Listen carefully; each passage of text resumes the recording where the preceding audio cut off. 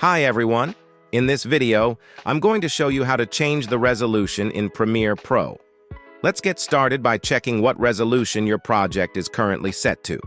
First, head over to the Sequence menu at the top and select Sequence Settings.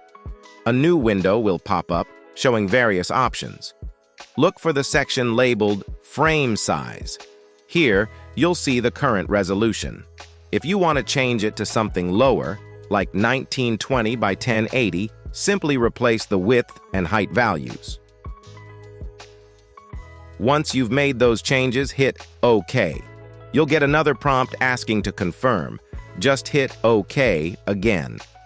Now, if your video looks bigger or smaller in the preview window, don't worry.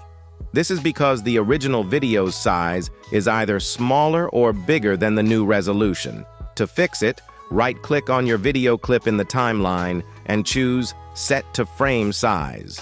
This will automatically resize the video to fit the new resolution. If this video helped, support us with a like and share your questions and thoughts in the comments below.